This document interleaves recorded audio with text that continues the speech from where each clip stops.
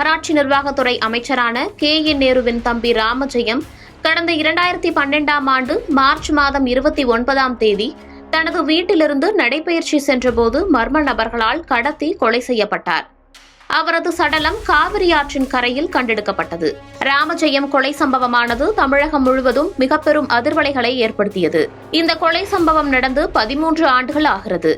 ஆனால் தற்போது வரை கொலை குற்றவாளிகளும் கைது செய்யப்படவில்லை. கொலைக்கான காரணமும் வெளியே வரவில்லை. பல்வேறு சர்ச்சைகளையும் பல்வேறு சந்தேகங்களையும் தற்போது வரை கிளப்பிக் கொண்டிருக்கும் ராமஜெயம் கொலை வழக்கின் குற்றவாளிகளை கண்டறிவதிலும் கொலைக்கான பின்னணி குறித்தும் கடந்த 13 ஆண்டுகளாக போலீசார் தீவிர விசாரணை செய்தும் வழக்கில் துப்பு துளக்க முடியாமல் வழக்கு ஆமை வேகத்தை விட பன்மடங்கு மெதுவாக நகர்கிறது. இந்த கொலை குறித்து பல்வேறு விவாதங்களும் கேள்விகளும் எழ கடந்த 2017ஆம் ஆண்டு அப்போதைய தமிழக முதல்வர் எடப்பாடி பழனிசாமி இதுவரை இந்த வழக்கில் 1100க்கும் மேற்பட்டோர் விசாரிக்கப்பட்டு இருப்பதாகவும் 290க்கும் மேற்பட்ட வாகனங்கள் ஆய்வு செய்யப்பட்டு இருப்பதாகவும் ஆயிரக்கணக்கான செல்போன்கள் ஆய்வு செய்யப்பட்டு இருப்பதாகவும் தெரிவித்தார். மேலும் ராமஜெயம் தொடர்புடைய நபர்கள் அளித்த வாக்குமூலத்தில் முன்னுக்கு பின் முரணான தகவல் இருந்ததாகவும் சட்டசபையில் தெரிவித்தார். சந்தேக பட்டியல் நபர்களை தவிர குற்றவாளிகள் நிழலை கூட தற்போது வரை தமிழக காவல்துறையால் நெருங்க முடியவில்லை என்பதே 13 ஆண்டுகால போலீசார் விசாரணைக்கு எடுத்துக்காட்டாக உள்ளது.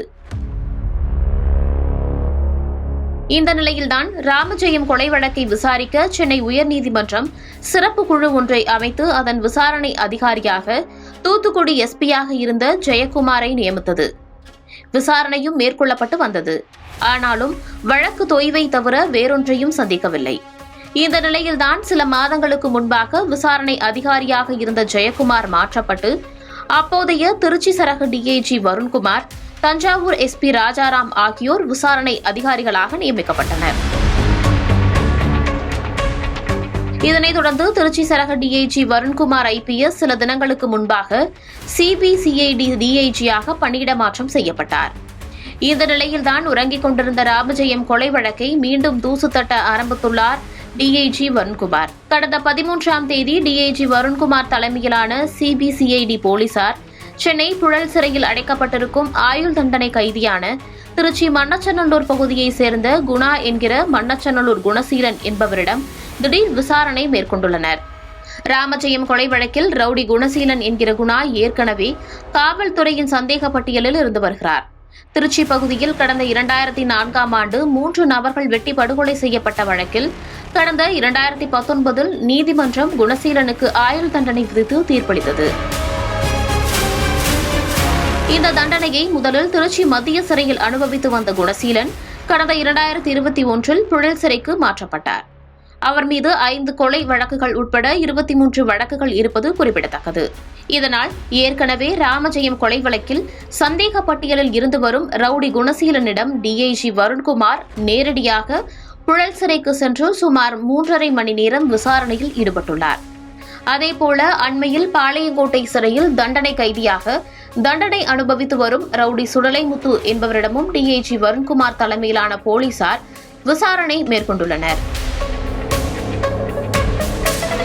கங்கை கொண்டான் சிப்காட் பகுதியில் நடந்த கொலை வழக்கில் கைதாகி 10 ஆண்டுகளுக்கும் மேலாக சிறையில் இருந்து வரும் சுடலைமுத்து திருச்சியில் ராமஜெயம் கொலை நடந்த சமயத்தில் தன்னோடு இருந்த மற்றொரு கைதியிடம் செல்போனில் கொலை சம்பவம் குறித்து பேசியதாக தகவல்கள் வெளியானது. அதன் அடிப்படையில் தொடர்ந்து ராமஜெயம் கொலை வழக்கில் சுடலைமுத்துவும் சந்தேக பட்டியலில் இருந்து வருகிறார். டிஐஜி வருண்குமார் தலைமையிலான போலீசார் பாளையங்கோட்டை சிறைக்கு சென்று அங்கு தண்டனை கைதியான சுடலைமுத்துவிடம் 3 மணி நேரம் விசாரணை நடத்தியுள்ளனர்.